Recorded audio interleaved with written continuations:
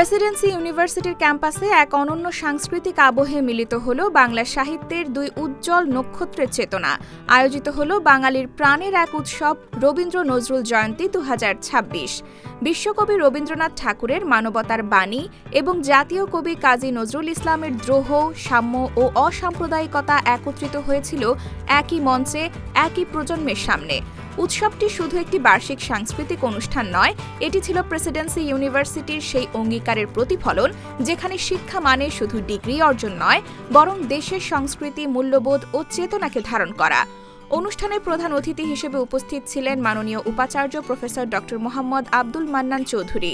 এটা মনে রাখবার জিনিস, এত সুন্দরভাবে তিনি উপমা দিয়েছেন, কবিতা আবৃত্তি করেছেন, যেখানে যা দরকার সঠিকভাবে উনি মূল্যায়ন করেছেন এবং বলেছেন, তার জন্য আমরা সবাই ওনাকে হাতে তালি।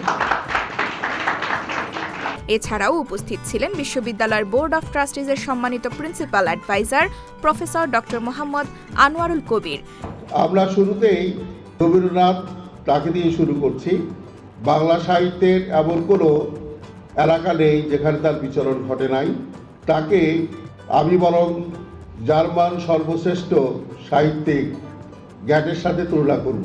Registrar Mohammad Shakir Hossain, school of ইঞ্জিনিয়ারিংয়ের dean professor doctor Shahidul Islam Khan, school of বিজনেসের dean professor Abul Kalam, school of লয়ের ডিন প্রফেসর মোহাম্মদ আজহারুল ইসলাম, পরীক্ষা নিয়ন্ত্রক মোহাম্মদ জাহেদুর রহমান, অ্যাডমিন ও students affairs director Afroza Helen, বিভিন্ন বিভাগের প্রধানগণ, শিক্ষক শিক্ষিকা, কর্মকর্তা কর্মচারী এবং শিক্ষার্থীবৃন্দ। এই আয়োজন শিক্ষার্থীদের মাঝে বাংলা সাহিত্য ও সংস্কৃতির প্রতি ভালোবাসা, সৃজনশীলতা এবং জাতীয় ঐতিহ্যের প্রতি শ্রদ্ধাবোধ জাগ্রত করতে গুরুত্বপূর্ণ ভূমিকা রেখেছে।